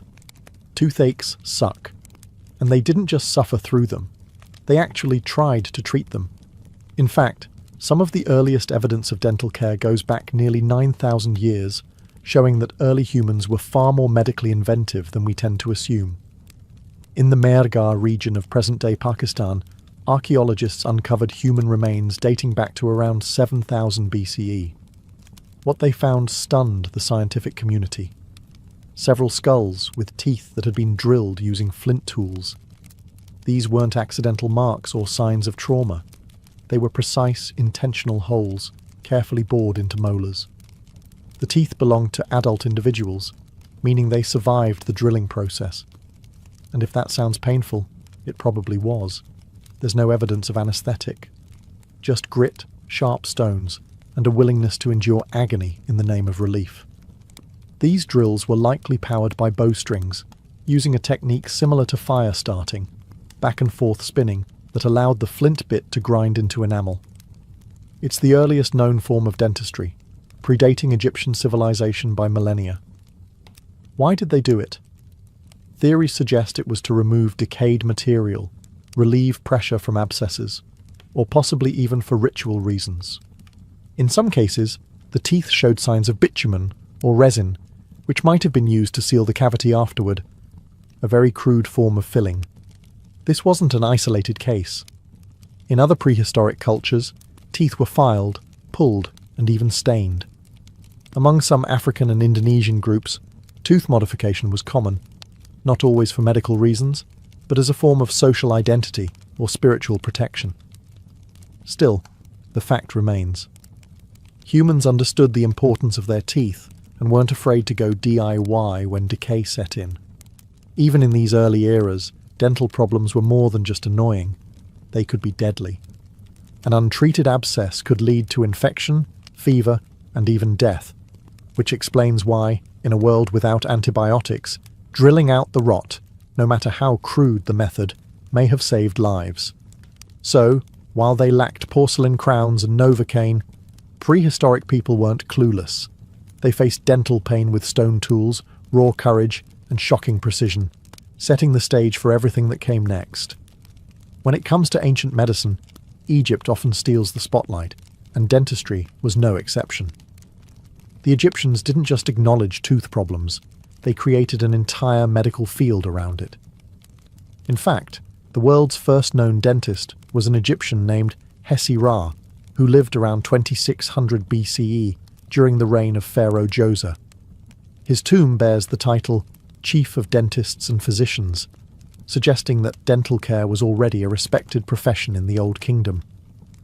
But if you're picturing a calm clinic with copper tools and smiling patients, think again. Egyptian dentistry was an intense blend of practical techniques and magical incantations. The famous Ebers Papyrus, a 3,500-year-old medical text, includes remedies for toothaches, infections, and gum disease. Some treatments involved chewed herbs and honey, both of which have antimicrobial properties. Others, however, involved placing a dead mouse on the aching tooth and reciting spells to drive away evil spirits. Not exactly Ada approved. Egyptians also understood the concept of oral hygiene. They used twig toothbrushes, chewed on aromatic sticks to freshen breath, and even made rudimentary toothpaste from crushed eggshells, ox hooves, pumice, and myrrh. It was gritty, abrasive, and not particularly minty, but it worked. In terms of real procedures, evidence from excavated mummies shows attempts at dental surgery. Some skulls show drilled molars, similar to those in prehistoric Pakistan, while others have abscesses that appear to have been drained. There are also signs of crude splints used to stabilize loose teeth. Still, most Egyptians likely suffered through dental problems without major intervention. Their diet, filled with stone-ground bread, introduced plenty of sand and grit into their mouths, which wore teeth down prematurely and caused fractures. Interestingly, archaeologists have found gold wires and metal bands in a few skulls, possibly the earliest examples of dental bridges or stabilization devices. Whether they were used in life or added posthumously is debated, but they prove one thing. Egyptians were thinking creatively about how to preserve the structure of the mouth. In essence, ancient Egyptian dentistry was part science, part superstition.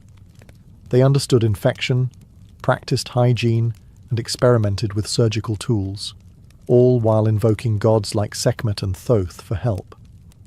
They may not have had anesthetic, but they had ambition, and that made all the difference.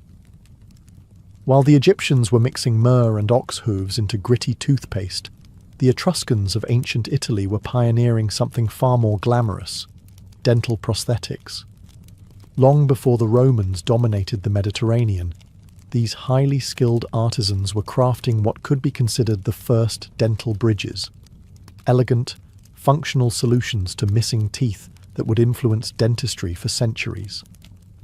Dating back to around 700 BCE, Etruscan burial sites have revealed skulls fitted with gold bands and wire ligatures holding replacement teeth in place. These weren't just functional fixes, they were status symbols. In many cases, the replacement teeth were not artificial at all. They were real human or animal teeth, sometimes from oxen, fitted neatly alongside the living teeth using loops of fine gold. It was delicate, precise, and quite possibly painful. But it worked. The Etruscans were known for their metallurgical skill, and that extended to dentistry. The gold bands used in their bridges were soft enough to manipulate, yet strong enough to hold teeth securely in place. These were not quick fixes for commoners.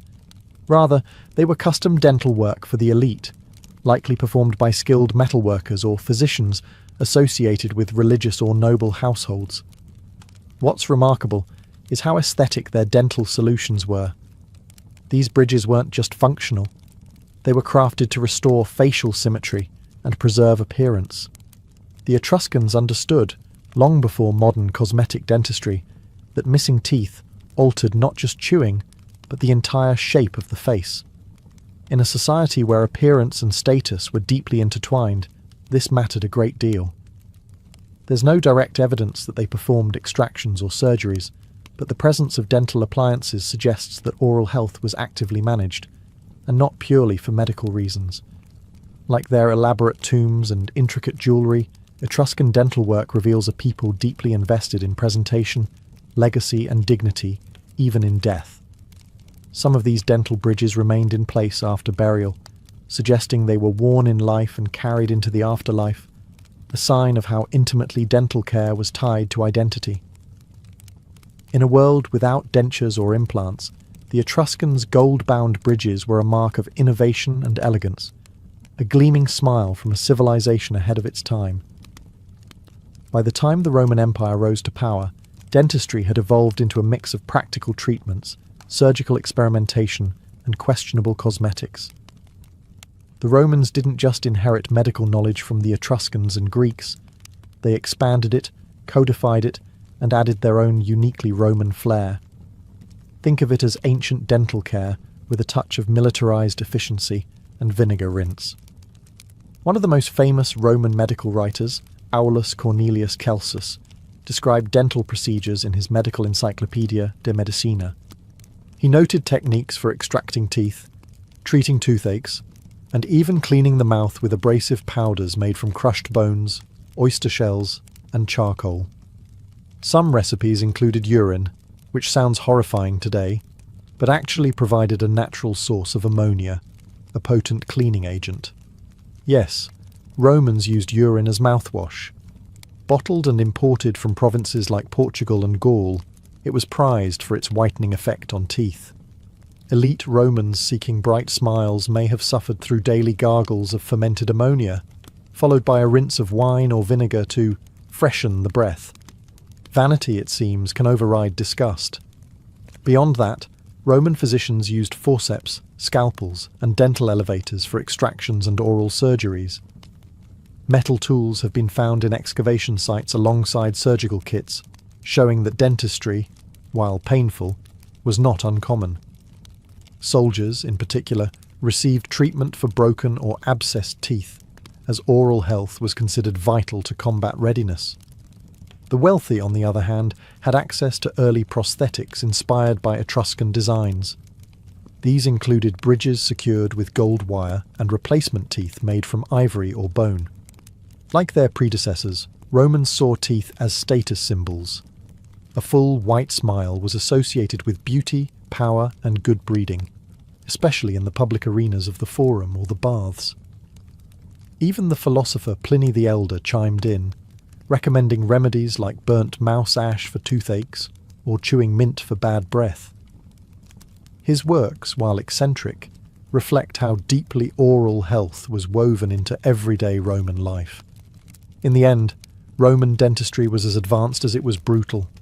Painful, certainly. Effective, occasionally. But for an empire obsessed with control, hygiene, and appearance, taking care of one's teeth was a Roman duty, no matter how strange the methods. While ancient Mediterranean civilizations were using gold wire and crushed bones to clean their teeth, the Maya of Mesoamerica were turning dentistry into a literal art form. For the Maya, dental modification wasn't just about health, it was about status, identity, and spiritual symbolism. They didn't just fix teeth, they adorned them, carved them, and embedded them with precious stones, all without modern anesthesia. Archaeological findings from sites in present-day Mexico, Guatemala, and Honduras have revealed skulls with intricate dental work dating back over 1,000 years. Many Mayan elites had inlays of jade, turquoise, hematite, or obsidian fitted into their front teeth, not after death, but while they were alive.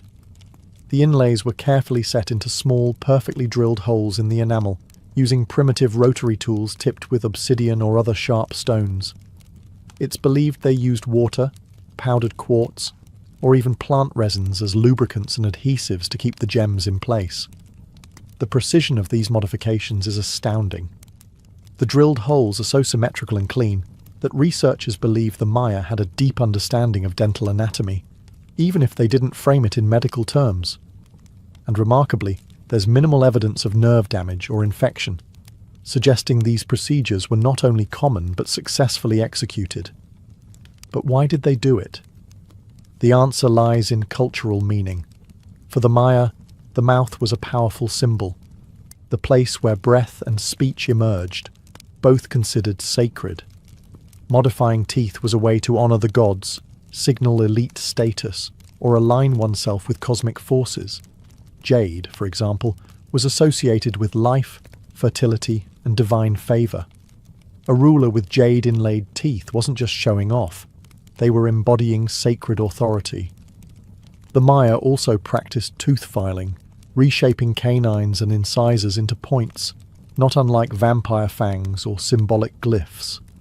In some cases, the designs mimicked animal forms, likely invoking spiritual protection or transformation. And while some dental work served ceremonial purposes, evidence suggests others were functional repairs, like filled cavities or drilled abscesses. So the Maya weren't just performing ritual art, they were also treating real dental problems, centuries before European dentistry had caught up. To the Maya, dentistry was a fusion of medicine, magic, and aesthetics, a worldview drilled into every glittering smile. In ancient China, dentistry wasn't a separate science. It was deeply integrated into the broader philosophy of traditional Chinese medicine, TCM. Rather than isolating the mouth as a separate unit, Chinese physicians believed that oral health reflected the health of the entire body. A sore tooth wasn't just a dental issue, it was a sign of internal imbalance in the organs, particularly the stomach and kidneys. And while they didn't use drills or bridges like other civilizations, the Chinese developed a sophisticated system of preventive and herbal dentistry that spanned centuries. As early as 3000 BCE, writings in texts like the Huangdi Neijing, the Yellow Emperor's inner canon, made mention of dental issues. Ancient practitioners mapped meridians, energy channels, that connected the teeth to specific organs. For example, pain in a lower molar might point to issues in the bladder or stomach. Rather than attacking the symptom, Chinese medicine sought to restore balance through diet, acupuncture, and herbal treatments. To keep teeth healthy, daily oral hygiene was emphasized. People chewed fragrant twigs from aromatic trees like willow and miswak to clean their teeth, similar to toothbrushes. They also used saltwater rinses, crushed herbs, and even powdered bone to scrub away buildup. Tooth powders often included cloves, mint, rhubarb root, cinnamon, and ginseng, all aimed at freshening breath, reducing inflammation, and strengthening gums. Toothaches were treated using acupuncture, specifically targeting points along the jaw, neck, and even hands to relieve pain and stimulate healing. This non-invasive approach was often paired with poultices, mixtures of ground herbs applied directly to the gum or cheek to draw out infection or reduce swelling. Interestingly, ancient Chinese texts also reference tooth regeneration techniques using mineral pastes or spiritual rituals involving dragon bones, fossilized animal bones believed to carry potent qi, life energy. These bones were ground into powders and sometimes mixed with wine or herbs to create a kind of early medicinal paste. There is limited evidence of surgical intervention or tooth extraction in early Chinese civilization, but that may reflect the cultural emphasis on preservation and balance rather than invasive correction. In many ways, their focus on prevention, clean diets, consistent hygiene, and body-wide balance mirrors some of the best practices of modern holistic dentistry. For the ancient Chinese, the path to a healthy mouth began not in the mouth, but in the harmony of the entire body. In ancient India, oral health wasn't treated in isolation. It was considered a vital part of the body's overall balance and energy flow, rooted in the ancient medical system known as Ayurveda. Dating back over 3,000 years, Ayurvedic texts like the Karaka Samhita and Sushruta Samhita contain detailed observations on dental care, tooth diseases, and remedies, some of which are surprisingly aligned with modern understanding. The Ayurvedic approach to dentistry emphasized prevention, purification, and daily rituals. One of the most enduring practices was danta davana, or daily tooth cleaning using herbal chewing sticks. These sticks came from specific trees like neem, licorice, or babool, all of which have antibacterial properties. People would chew on one end until it frayed, then use it to brush their teeth. This practice still exists in parts of rural India today, but oral care didn't stop there. Ayurveda also advocated oil pulling, known as kavala or gandusha, where oil, usually sesame or coconut, was swished in the mouth for several minutes. This wasn't just a hygiene ritual. It was believed to pull toxins from the body and strengthen teeth, gums, and jaw. Modern studies have found that oil pulling may actually reduce harmful bacteria and improve gum health, giving ancient wisdom some scientific credibility. The Sushruta Samhita, attributed to the surgeon Sushruta around 600 BCE, contains chapters specifically on tooth extraction, jaw fractures, and oral ulcers. Sushruta described surgical instruments for removing damaged teeth and draining abscesses, using iron tools and herbal pastes to disinfect the area. He also recommended cauterization, burning the infected area with a heated tool, for severe cases of decay or gum disease. Painful, yes, but methodical. Ayurveda classified dental diseases into categories like dantaharsha, tooth sensitivity, dantashakara, tartar buildup, and dantaveshta, gum inflammation. Treatments were tailored according to a person's dosha, their body constitution, vata, pitta, or kapha, and could involve dietary changes, herbal rinses, and even meditation to reduce stress-related grinding or jaw tension. For the ancient Indians, the mouth was a sacred gateway, a channel through which speech, nourishment, and breath all passed. To keep it clean, healthy, and balanced was not just a health decision, it was a spiritual obligation. In Ayurveda, dentistry wasn't just a branch of medicine. It was a daily act of alignment between body, mind, and spirit. In the ancient Greek world, medicine and dentistry were deeply influenced by philosophy, observation, and early anatomy. Unlike some civilizations that saw disease as purely spiritual, the Greeks, especially from the classical period onward, sought rational explanations for pain and decay, including dental issues. And while they didn't have dentists in the modern sense, their physicians practiced surprisingly advanced oral care for their time. Greek thinkers like Hippocrates and Aristotle wrote about teeth in medical and anatomical terms. Hippocrates, often called the father of medicine, described the structure and eruption of teeth, causes of tooth decay, and even methods of extraction. He believed that imbalances in the body's four humours, blood, phlegm, yellow bile, and black bile, could lead to dental disease, especially gum infections and tooth pain. For the Greeks, diet played a central role in oral health. Physicians warned that soft, sticky, or overly sweet foods could cause decay. Instead, crunchy foods like apples, grains, and legumes were encouraged for scraping residue off teeth. There's also mention of chewing mastic gum, a resin from the mastic tree, to freshen breath and clean the mouth, a practice still popular in the Mediterranean today. When problems did occur, Greek physicians employed treatments that ranged from herbal remedies and poultices to rudimentary surgical procedures. Tooth extractions were done using metal forceps, often without anesthesia. The pain was intense, but sometimes relieved with herbal sedatives like opium poppy, mandrake, or henbane. For abscesses, physicians used lancing techniques to release infection, often followed by salt or wine rinses for disinfection.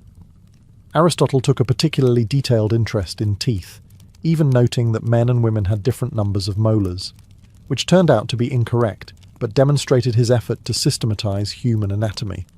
The Greeks also documented rare dental conditions, such as teeth erupting later in life, or even congenital toothlessness.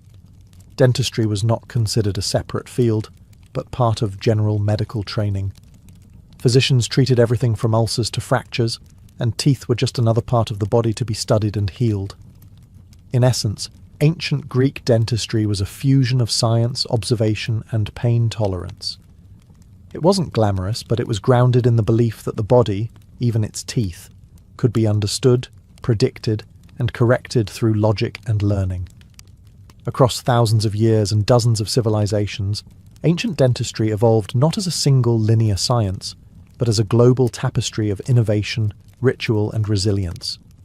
From flint drills in prehistoric Pakistan to gold bridges in Etruria, From jade-inlaid Mayan molars to Ayurvedic oil pulling, early societies approached dental care with a mix of bravery, ingenuity, and sheer necessity.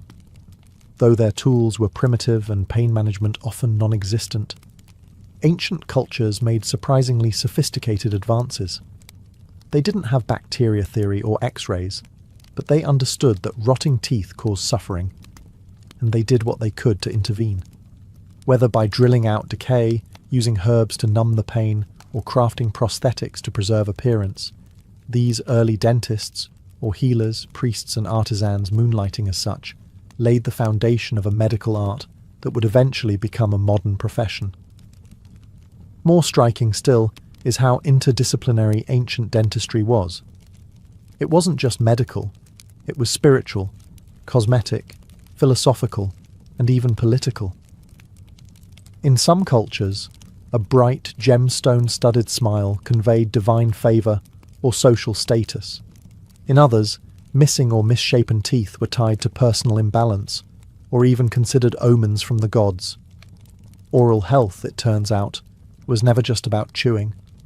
The tools left behind, obsidian blades, copper probes, gold ligatures, herbal scrolls, are fragments of a story that stretches across continents. They prove that ancient people, often thought of as primitive or superstitious, were curious problem solvers. They watched, they experimented, and they passed down what worked. And many of their practices endure. We still floss, rinse, and brush. We use herbal ingredients like clove, mint, and myrrh. Some even continue ancient customs like oil pulling or chewing neem sticks. Not because they're nostalgic, but because they work. Modern dentistry, with its implants, lasers, and 3D imaging, may seem worlds apart from stone drills and mouse skull poultices. But the goal remains the same: relieve pain, preserve teeth, and improve lives.